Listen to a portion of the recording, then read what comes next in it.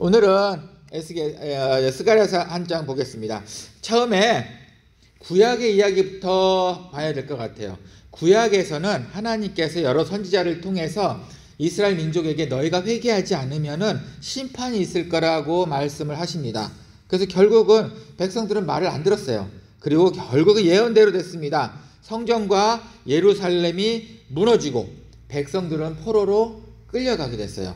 70년간 끌려갈 거라 했는데 말 그대로 정말 70년간 바벨론이란 나라의 포로가 되었습니다. 이 바벨론이란 나라는 지금의 이라크예요. 그래서 그 70년간 바벨론의 포로가 되었습니다. 그리고 70년 후 기원전 BC 539년 예수님 태어나기 539년 540년 전에 페르시아란 나라가 결국은 바벨론이란 나라를 정복했어요. 그러자 페르시아 왕 고레스가 유대인들에게 이제는 너희는 너희 고향으로 가라고 이제 이야기를 법을 내립니다. 그 페르시아가 어디냐면은 지금의 이란이에요. 미국이 폭격한 그 이란, 이스라엘과 싸우고 있는 바로 그 이란. 이때도 이렇게 전쟁했는데 지금까지도 그렇게 서로 왼수처럼 싸우고 있네요.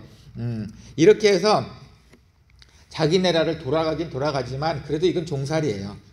그래서 어쨌든 간에 그래서 한 번에 가는 것도 아니고 3번을 거쳐서 끌어 모아서 이스라엘 민족이 모이게 됩니다. 그런데 오늘의 이야기는 첫 번째 팀 모으기예요. 1차 귀환 이야기입니다.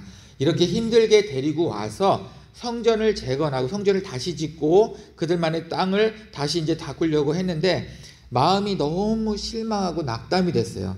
그래서 성전 건축하다가 그냥 멈춰버렸어요. 그때 하나님께서 학개 선지자하고 스가랴 선지자한테 말씀을 하십니다. 다시 일어나, 괜찮아, 내가 너희와 함께 할 거야 라고 한 거예요. 그래서 학개서와 스가랴서 내용이 좀 비슷합니다. 오늘 본문은 스가랴를 통해서 하나님께서 말씀하신 내용이에요. 어떤 내용을 했냐면 총 8가지 환상을 보여주셨는데 오늘은 그 4번째 불에서 꺼낸 그슬린 나무에 관한 이야기입니다. 내용의 시작이 이렇게 여호수아에 대한 이야기가 나오네요. 그런데 여호수아라는 이름 그때 당시 좀 흔한 이름이었어요. 우리가 아는 여리고를 무너뜨린 그 여호수아가 아니고 대제사장 다른 여호수아였어요. 여호수아가 일을 좀 잘했던 것 같아요. 여호수아가 환상에 나타납니다. 사탄이 하나님 앞에서 여호수아를 자꾸 뭐라고 윽박지르고 하는 거예요. 근데 하나님께서는 오히려 사탄한테 질책하셨습니다. 여호수아는 잘하고 있는 거야. 여호수아는 불에서 꺼낸 그슬린 나무, 불에서 꺼낸 불에 끌린 나무라고 말씀을 했어요. 그리고 여호수아가 입던 더러운 옷을 벗기고 새로운 옷과 왕관을 씌워 주셨어요. 이게 4번째 환상 오늘 본문의 내용이에요. 그럼 불에서 꺼낸 그슬린 나무라고 했는데 이게 무슨 뜻일까요? 좋은 뜻일까요? 나쁜 뜻일까요? 너무 궁금했어요. 이 그슬린 나무를 통해서 오늘 하나님의 말씀을, 하나님의 뜻을 한번 알아보았으면 좋겠습니다. 자, 그럼 먼저 불은 뭔가요? 성경에서 불 4가지를 말할 수 있어요. 처음에 하나님이 나타나실 때, 구약에 나타나실 때 자기 모습을 보이실 때 불로 나타나셨어요. 하나님의 임재와 영광을 나타냅니다. 두 번째는 거룩함, 죄 씻음, 믿음의 연단. 이거의 불로 나와요. 뭔가 고난, 이렇게 막 힘들고. 그래서 은을 다룰 때 불에 넣어서 연단하고 그 불이 그거예요. 믿음을 연단할 때. 그리고 3번째는 심판과 형벌에 대한 불이 있어요. 벌을 내리시는 거죠. 벌. 자, 4번째는 성령의 능력과 열정. 성령님이 나타났을 때 그 능력과 열정이 확 불로 나옵니다. 근데 오늘 본문에서 불은 죄의 심판이에요. 그러니까 그슬린 나무, 불에 끌린 나무를 빼냈다는 것은 하나님의 은혜로 살아났다는 것을 의미합니다. 그런 사람들에게 하나님께서는 오늘 내용에서 이렇게 말씀하시네요. 회복시켜 주시고 옷을 입혀 주십니다. 불로 인해 난 상처를 싹 꺼내서 완전히 회복시켜 주시는 거예요.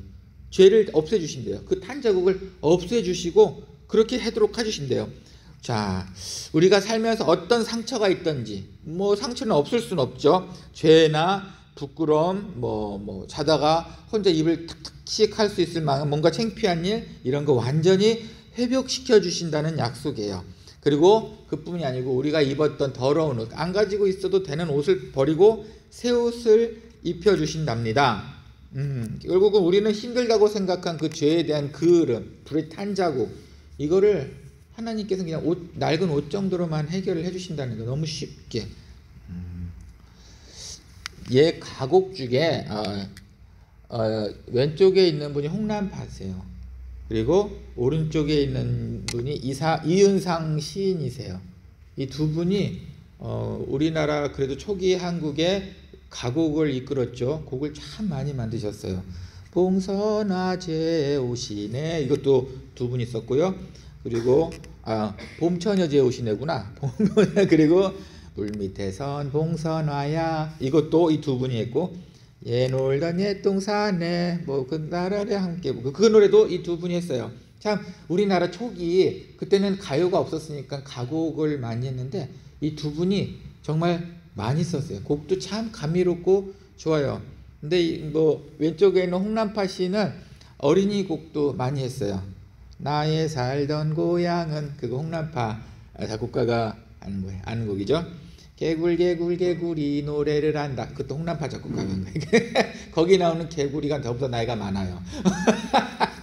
자, 어쨌든 이렇게 어마어마하고 훌륭한 곡을 했어요. 그런데 이 두 분이 함께 만든 곡 중에 이 사랑이라는 곡이 있어요.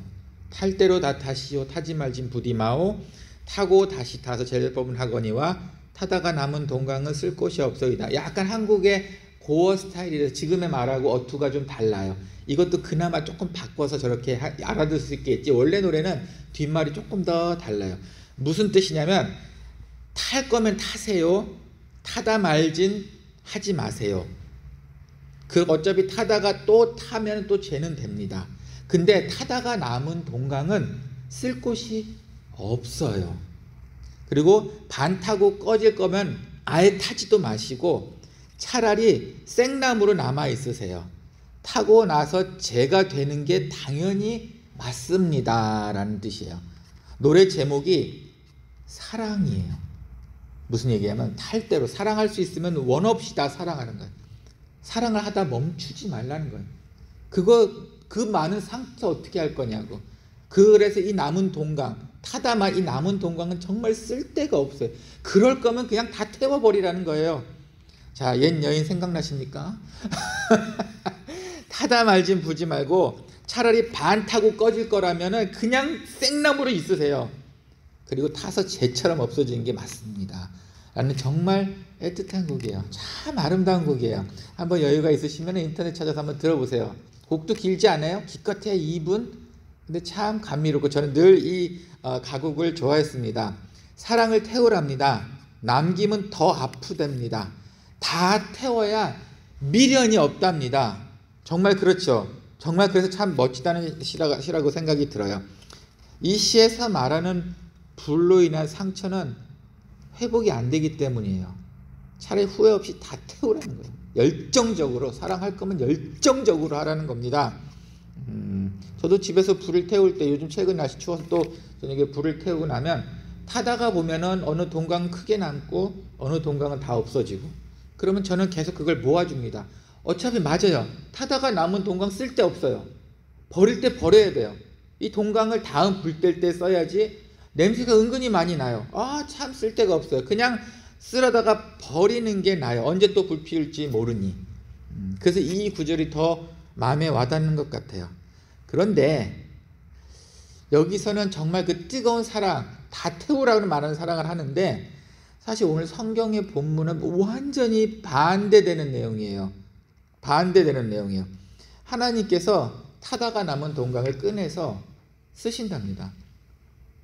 그런데 이걸 어떻게 쓰느냐, 있는 그대로 쓰는 게 아니고 완전히 회복시켜 놓고 쓰신답니다. 생나무처럼 만들어 놓고 쓰실 건가 봐요. 완전히 회복이에요.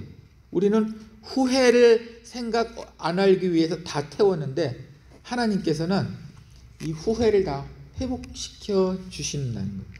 완전히 오늘 내용과 홍남파가 말하는 그 불, 똑같은 남은 동강은 전혀 다릅니다. 자, 여러분은 어떤 생각, 어떤 사랑, 어떤 불을 갖고 계십니까? 타다가 남은 동강? 태워야지. 그것도 멋진 사랑이죠. 하지만 하다가 실패해서 뭔가 안 되고 후회가 있어? 하나님께서 회복시켜주는 사랑. 이것도 괜찮네요. 오늘의 이야기는 바로 그 두 번째 거예요. 무엇보다도 후회에 대한 겁니다. 여러분, 자녀에 대해서 후회하시는 부모님도 계셔요. 내가 이렇게 키울 걸.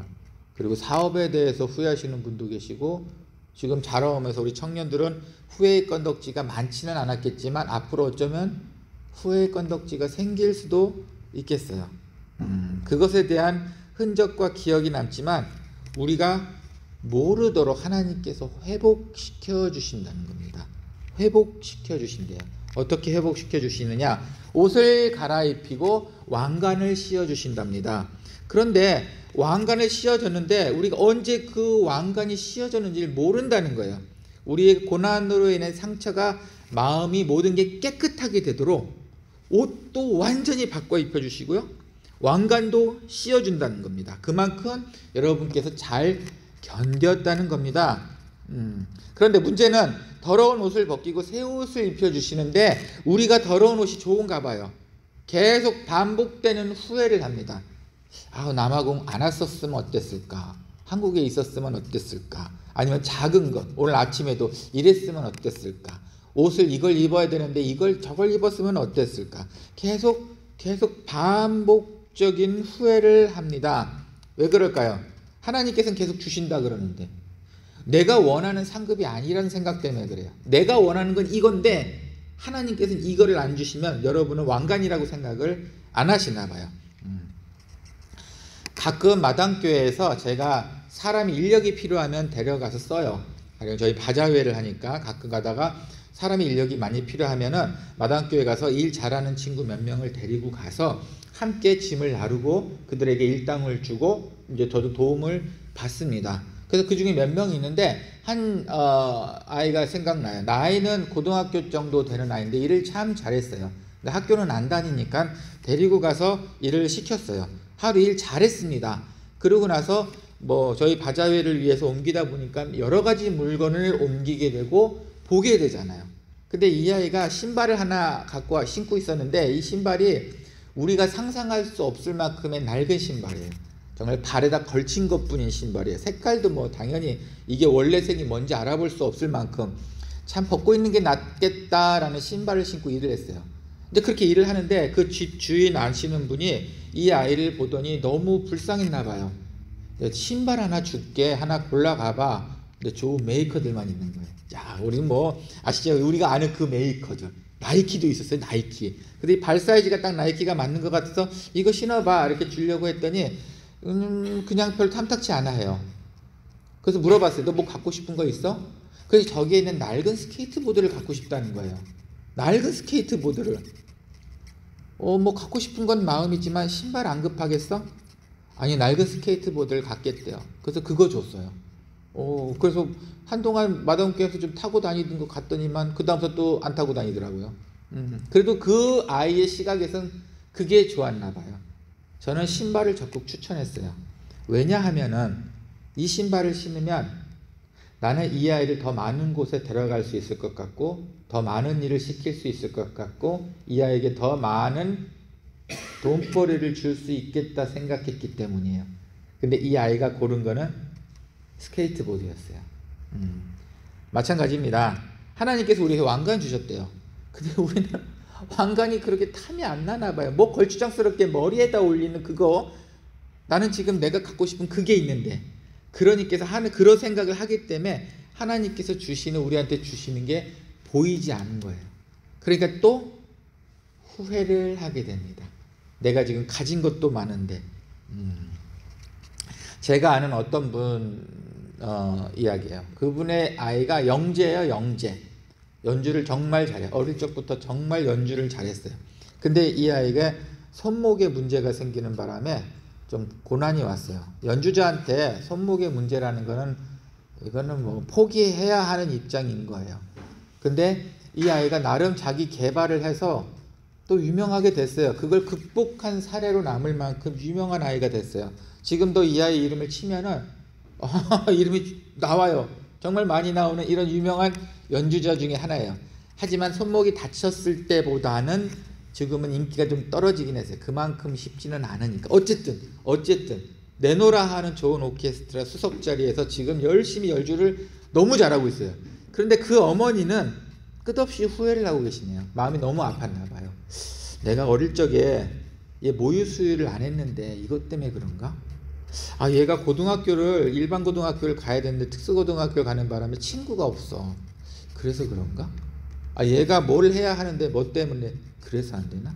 끝없이 후회를 합니다. 근데 제가 봤을 때 얘는 이미 떴어요. 이미 왕관을 받을 만큼 받은 아이 같은데 끝없이 어머니는 후회를 하고 있네요. 자, 여러분이 생각하기에 이 아이는 왕관을 받은 것 같습니까? 안 받은 것 같습니까? 아, 손목이 안 다치고 막 그 더 많은 큰 부귀영화 그거를 노렸을까요? 아니에요. 하나님께서 원하시는 왕관은 이미 그 아이를 간 것 같습니다.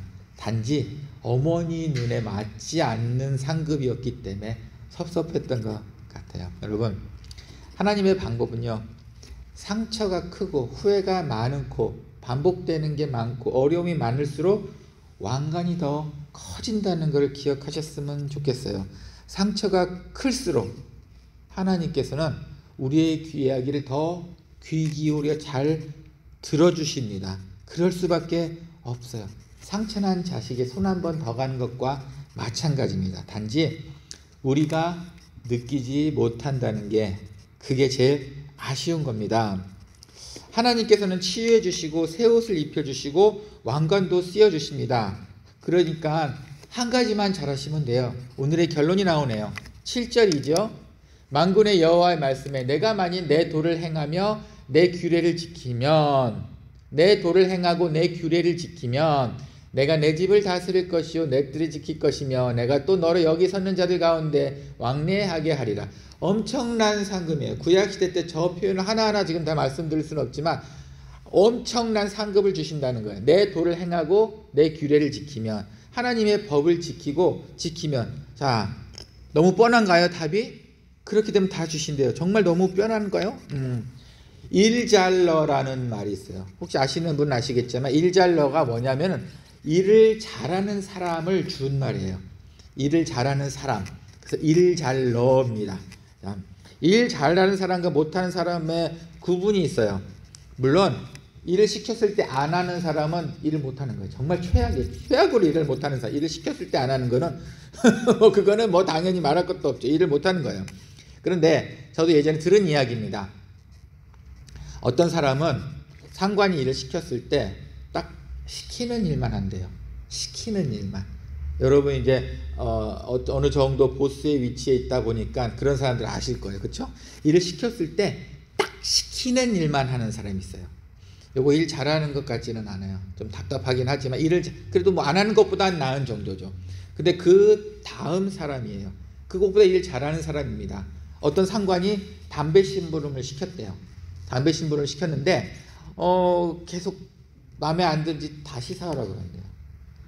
근데 그 어떤 사람은 뭐가 마음에 안 드시지? 그래서 이 담배를 샀다가 이 입맛이 아닌가 보다. 다른 담배를 또 사가지고 이것도 빠꾸 저것도 빠꾸를 맞았대요. 그런데 어떤 사람은 칭찬받는 사람은 일 잘하는 사람은 담배 심부름을 시켰을 때 담배와 라이터와 재떨이를 갖고 온답니다. 안 시켰잖아요. 한 가지 더 나간 거죠. 관심이 있네요. 일을 조금 더 사람에 대한 관심이 있고 그 사람에 대한 파악이 있네요. 그런데 진짜 일 잘하는 사람은 담배와 라이터와 재떨이와 금연검을 갖다 드린답니다. 이거는 관심 플러스 사랑이에요. 거기에 더 나가서 일을 잘하는 사람은 정말 그렇게 일을 합니다. 동감하시나요? 저도 일을 시켜보면은 어떤 사람은 딱 시키는 일만 해요. 마당교회도 뭐 많은 사람들인데 그 다음을 어떻게 해야 할지도 모르고 생각도 안 하고 시키는 것만 합니다. 눈앞에 있어도 안 해요. 시키는 것만 하는 사람이 있는가 하면 어떤 사람은 하나를 시켰을 때 알아서 하려고 하는 사람이 있어요. 누가 더 귀한가요? 어떤 사람이 더 일을 잘하는가요? 네, 오늘 마당교회 오늘 가서 칭찬을 해줘야 되는데 오늘 이번 주 금요일에 비가 엄청나게 왔는데 그 비 오는 가운데 성가대 아이들을 모아서 오늘 주일에 할 찬양 연습을 시킨 동영상을 저한테 보냈어요. 너무 감격이었어요. 성가대 관리를 부탁했더니 비 오는 날, 움직이기 싫은 그날 애를 모두 다 뒤집어 쓰고 교회에서 성가 연습을 하고 있더라고요. 너무 멋지지 않나요? 뭘 선물로 주고 싶은가? 정말 뭘 어떻게 위로를 해도 어떻게 더 좋은 걸 주고 싶은가? 제 머릿속에는 오직 그것뿐입니다. 마찬가지입니다. 하나님께서 도를 행하고 규례를 지키면 돼. 알아요. 그것만 하실 겁니까? 그래서 우리한테 아무 응답이 없는 겁니다. 도를 지키고 규례를 안다니까요. 성경에 뭐라고 써 있는지. 하지만 난 딱 그것만 합니다. 혹시 이거 아닐까요? 하나님께서 원하시는 건 도와 규례, 그 다음은 정말 하나님 한번 감격 한번 안 주실랍니까? 일잘러가 돼서 하나님께서 원하시는 시키신 일 플러스 하나님에 대한 관심 플러스 진정어리 하나님께서 내가 원하는 사랑까지 드린다면 하나님께서 뭘 아끼실까요? 뭘 아끼실까요? 여러분이 불에 타 들어가서 이만한 죄가 아니고 요만한 정말 작은 나무로 살아 나온다 할지언정 여러분을 사랑하는 하나님께서 더 큰, 더 완벽한 여러분의 모습을 주시지 않을까요? 지금 우리는 어떤 사람이 있는지 한번 생각해 봤으면 좋겠습니다.